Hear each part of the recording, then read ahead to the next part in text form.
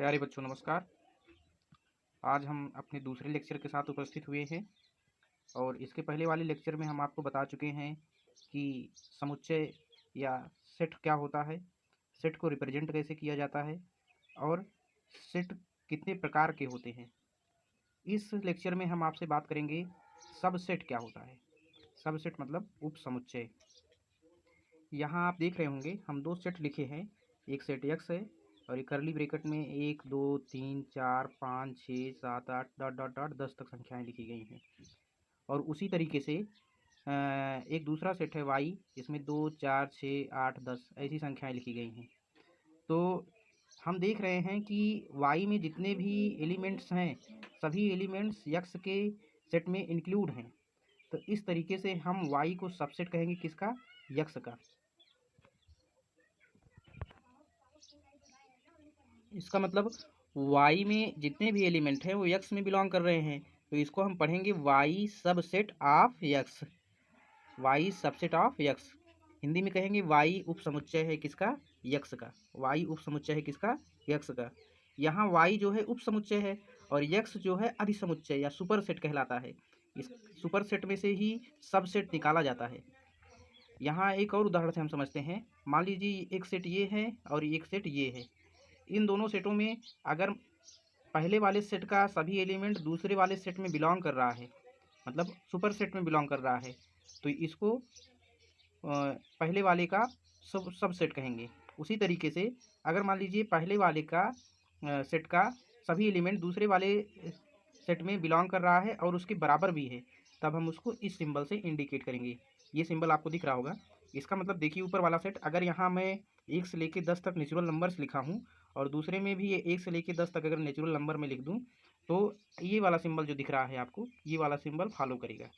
अब हम आपको इसमें एक उदाहरण के माध्यम से समझाते हैं।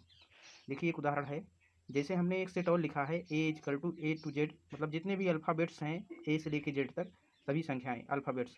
बी में A E O U I ऐसा है।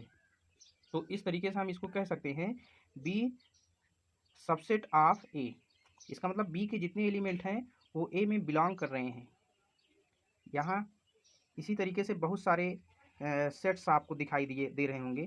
Set of natural number, set of whole number, set of integer, set of rational number, set of irrational number.